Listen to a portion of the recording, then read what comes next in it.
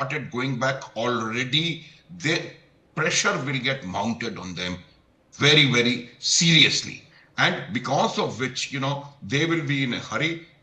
One thing I can assure you, the the intelligence network which CIA Mossad combined has inside Iran is outstanding. Oh, for sure. You can imagine when they were knowing that they'll be stuck, when they knew that their hierarchy, top leadership will be stuck, when they knew they'll look for Khamenei and kill him, yet in one single strike, 40 top guys gone.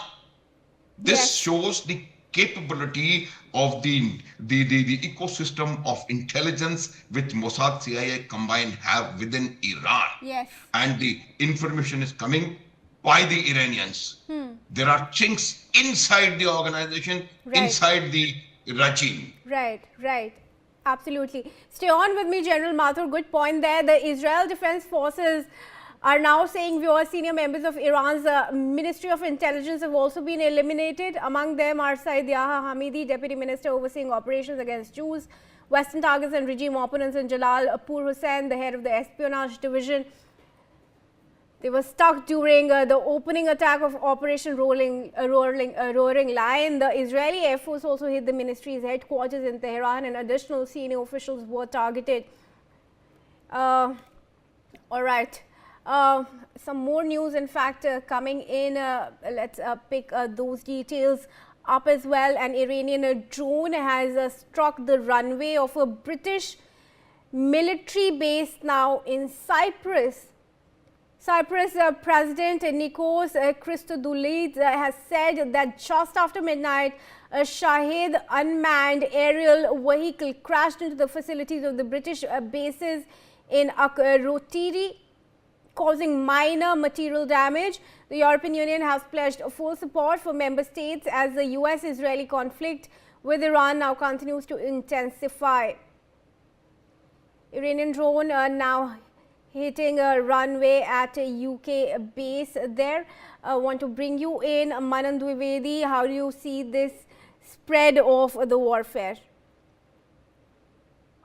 I would like to opine here that, this kind of largesse of an action, that is this kind of an outreach or expansion of the war or the conflict is going to be suicidal for Iran, because if you look into it, there is going to be some semblance of a red line where even the past superpowers and past hegemons of the order of the day of Great Britain and France, or if other countries are struck later on from the European Union and from the NATO, they are not going to stay with it, because if this particular drone, going by your reports, the Shahid or Sejal, whatever it is, which are much tom-tommed all over the world by the people who are sympathizing with Iran. So then there has to be a red line, there has to be a limit which will be crossed. And if you look into the NATO's key founding myth or key founding beacon, then one of the Article 4 of the NATO Charter says that the attack or the delimitation of a member state is construed as an act of war by all the other members of NATO.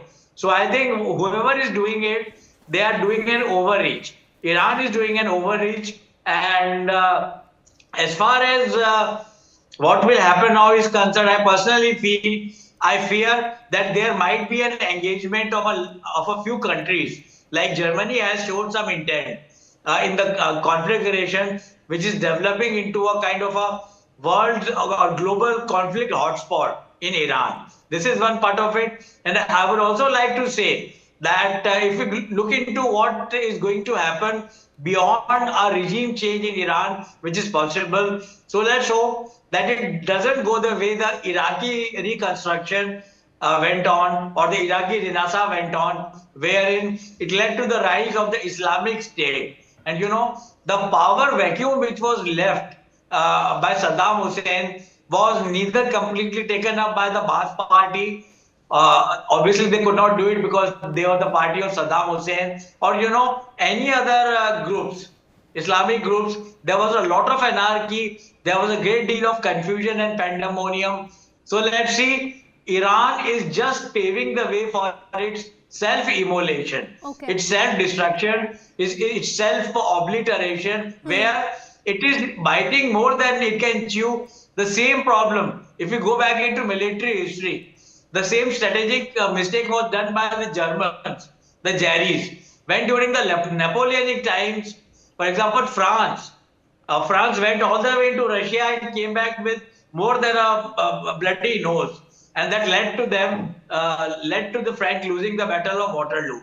The same can be said about the Germans, that is Adolf Hitler, in World War II, wherein he was advised not to open both the fronts of war. That is, they were fighting after the Normandy landings with the great coalition and the Allied might. Still, they went on and started off with Operation Barbarossa. That is going into taking their armor and infantry into Russia, where Winter Monster was ready to take them in. So I think if we look into history, if we look into precedent, I think this is a very suicidal step, which the Republican Guards or whoever is at helm in Iraq. Here you stay on with me. Viewers, let's also tell you some more breaking updates coming in. Now, the Iranian Red Crescent has reported that at least 131 cities across the country have been affected by US-Israeli joint strikes. Relief operations are continuing without interruption, with rescue teams actively working in the impacted areas and around 100,000 responders on full alert nationwide. Around 4 million volunteers are also on standby to provide humanitarian aid, assistance and psychological support to those affected. In fact, let's give you more details. Now, France is saying it is ready to defend Gulf countries and Jordan against Iran if necessary. Foreign Minister Jean-Noel Barrot has made the statement. He emphasized France's full support and solidarity with nations targeted by Iranian missile and drone attacks, including Saudi Arabia, the UAE, Qatar, Iraq, Bahrain, Kuwait, Oman and Jordan. Barrot added that France stands ready to take part in their defense if required. All right, let's go to General Mathur, who is there with us. General, once again, Germany, now France, issuing that statement. Of course, the joint statement was also made yesterday, and in Iran, the situation is completely devastating. However, statements are of course coming out of relief work being carried out uninterrupted. But for the people of Iran, what does this mean for their daily lives? How many people are going to be displaced as a result of this conflict? Even before that, under Khamenei's regime, a lot of people had to move out of the country. Now with the war, there's going to be more displacement. Do you think the neighboring countries are equipped to take over these people who are displaced or who are going to be displaced and lose their livelihoods? Two things. One, are they in position to do so? Two, will they do so? The issue is, not every country can be like India. We absorbed 1 crore Bangladeshis in 1971. What would happen? As it is, the Iranians have antagonized the entire Gulf against them. They have a serious problem at hand. I'm telling you, it's because of the month of Ramadan and also mourning and little bit of use of force. Things are looking clean and smooth in Iran. But they're going to face a very severe backlash, which is going to come from the people who were anti-regime. Number of times we have repeatedly said that intense mismanagement of the economics. The Iranians are living in absolutely pathetic conditions. Pathetic. The country which was once an amazing, civilization. Is one of the oldest civilizations. Persia was a, heaven of sorts on earth. Look at what has been done in the last 47 years. People in Iran are realizing that. And I'm telling you, the main blow will come from inside Iran, and main blow will come from the chinks in IRGC. They will not get displaced. They will join hands and to the displacement of the regime. That's my take.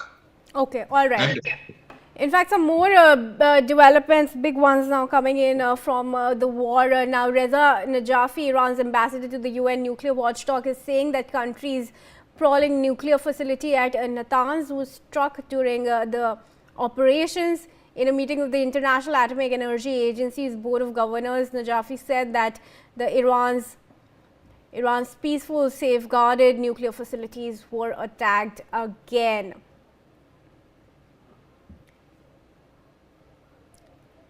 All right. General Mathur, big update now coming in. Leadership decapitated, nuclear infrastructure struck. I think the US and Israel operations have mostly achieved their objectives. General Mathur. I didn't get the question, please. Can you repeat? Would you accede to the fact that the US and Israel joint strikes have apparently mostly achieved their objectives because the leadership is decapitated, the nuclear infrastructure has been struck? What's now left? What else is the cause of concern for US and Israel? I don't think we're right if we are saying that things have been achieved. The 40 people have been eliminated. Neither the regime has gone, nor the ideology has gone, nor the capacity to wage activities of the IRGC have gone. The fact will remain that unless the ideology will stay. Ideology cannot be wiped out in 2 days of war. That's a longer question. But for now, General Mathur, as of now, in 2 days of the war, how do you see this progressing? They have achieved the first phase of their initial objectives. I repeat what I say, first phase of their initial objectives. Eventually what they are looking at, a regime change. Whether they are able to do it or not, whether it will happen or not is not the question. That aim continues to elude them. It will take a long while. The assurance that the proxies will not be given arms and aids, it has not happened. The fact that the democracy of sorts will come back to Iran, that has not happened. The missile program, the toughest condition which the Americans and Israelis have put on them is checking of their missile program. That missile program nothing has happened to that. Nothing means absolutely nothing. So there will be now an attempt made to make sure that the missile drone power which they boast of, which is there, that has to be struck. They want to be absolutely certain that Iran can get nowhere close to an atomic weapon in many, many decades to come. So that also hasn't happened. It will take a while. What IAEA is saying, they are showing concern that in case you are continuously striking the nuclear sites of the Iranians, and if there is a radiation, that is going to be disastrous. Okay, let's talk about the United States once, General Mathur. Afghanistan, Iran, Iraq, Libya, Nigeria, Pakistan, Somalia, Syria, Venezuela, Yemen, now Iran again. What has happened to all these countries? What they've done to Libya, what has happened to Syria? I'm telling you, the next Syria in the Middle East is going to be Iran. They are the ones who are responsible for this. They have to make sure that they draw a line, tone down their stand, and get into some kind. Who and what can stop the United States, especially under Donald Trump? The issue is not that Donald Trump is a arrangement which happens to be in this chair today. But the policy for Iran, American policy for Iran, has remained. I'm telling you, I was there for 3-4 months. I have seen opposition in every decision that Trump has taken, including Venezuela and Greenland. There were large numbers in America who were against it, but there was a great unity of thought and unity of agreement with the government of the United States of America. Will not call it Trump, whoever it be, on when it came to an issue of Iran. I've seen it on ground. So the point is that something needs to be done so that the people of Iran can live peacefully, and an Iran which is a great nation. I'm telling you, Iran is a great civilization. It's a great nation. It has been ruined in last 47 years. So a great nation is given back the glory, and they can do their other activities and all right, grow, General Mathur, progress. thanks very much for your perspective and for joining us.